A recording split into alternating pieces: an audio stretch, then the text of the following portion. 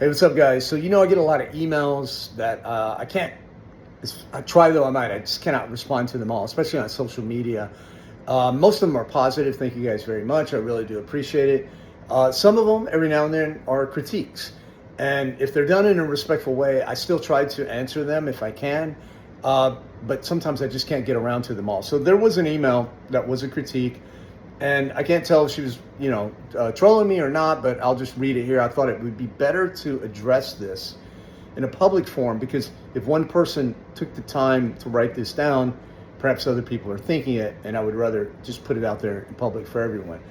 So Sharon sent me this email last week. I haven't answered it. So I'm answering it now because circumstances have changed a bit. So Sharon said, quote, "I was a little disappointed you didn't cover the poor Ukraine refugee woman in North Carolina, especially since you seemed for the Ukraine people."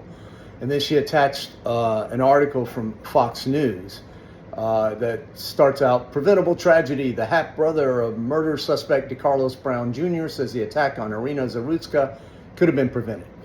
And the article goes on. So basically, Sharon, the reason I haven't brought this up on social media, even though I am, as you said, for the Ukrainian people, is because it was covered in the news, and it feels like clickbait. A lot of people were using this because there was a video of the gentleman murdering her, and it was even brought up at the White House, right? And so while everybody's all up in arms about this one tragic event, on a daily basis in Ukraine, there are dozens of people dying, sometimes scores. And that's happening tomorrow, the next day, the next day, and the next day. And that is what I'm committed to trying to alleviate: human suffering, not exploit or politicize human suffering, which is what it seems like the White House and Fox News were doing with this poor lady when she got murdered.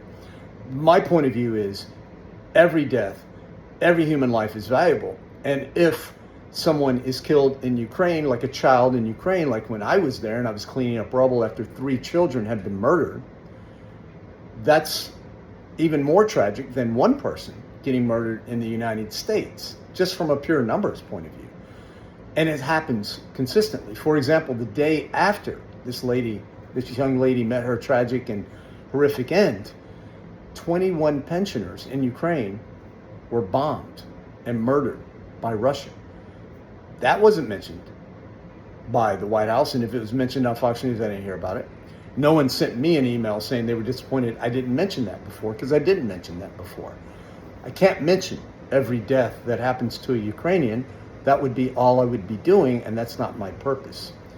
So what is my purpose? Well, number one, not to exploit or politicize or participate in clickbait when something tragic occurs for my own personal gain. Number two, to try to alleviate human suffering if I have the opportunity to do so. And in Ukraine, I do. I have the opportunity, because of my experience and my knowledge there and the people I know, to try to advocate to alleviate this human suffering. Now, the White House, which got really up in arms about this one murder because evidently there was an election going on against the Democrat. So that's why they got up in arms. Not because they care about this lady, but because there was an election going on. That's disgusting. That's exploitation. That same White House has 10 times promised to put sanctions on Russia. Almost every time they promise, it's because a bunch of civilians just got murdered in Ukraine. And 10 times they have not done anything. And this has been going on for months. Every day, 4 or 5 people get killed, not just one. Now, it's not on videotape all the time, and it's not perpetrated by a man who slipped through the criminal justice system and who happens and is mentally ill, and who conveniently for Fox News and perhaps the White House happens to be African American, happens to be black. Had the man been white with a MAGA hat, do you believe in your heart of hearts, Sharon, that the White House or that Fox News would have gone to bat so enthusiastically for this young lady. So there's a difference between advocating to try to alleviate human suffering and politicizing and exploiting human suffering, and I hope you can see it. I never want to be guilty of exploiting or politicizing human suffering. I want to alleviate it as much as possible within my power to do, and that's what I'm trying to do in Ukraine. And then one final postscript, because you attached Fox News article to it, that's why I've talked about them. It sounds like that's where your news source is, and maybe where your source of disappointment with me is. And I would just say, I don't know if you've heard that one of the news hosts for Fox and Friends has a very unique way of dealing with mentally ill homeless people, which is involuntary euthanasia, killing them, murder.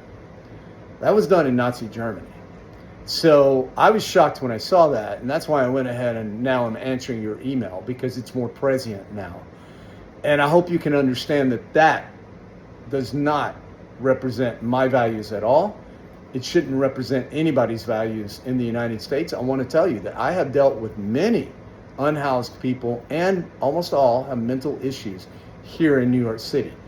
I've had some negative interactions. I've called 911 on them to get them off the street because I felt like they were dangerous. But I've also had many more positive ones. And I'm not saying that to be politically correct or anything. I'm telling you the truth. This is the truth.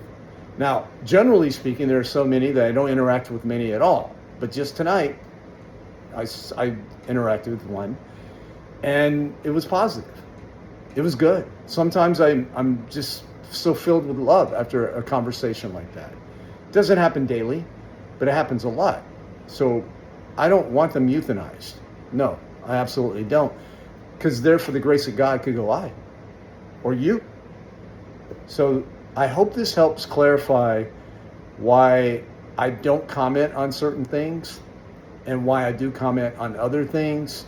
And some of it, quite frankly, is also just a time issue. I'm busy, and if I can get around to it, I will. But if I feel like I can't do something justice, I'm better to just be quiet. And as the news cycle keeps rolling on, there's always one outrage after another, yeah?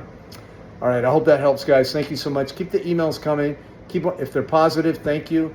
If they're a critique, please just keep them respectful, and I will possibly answer it. Possibly.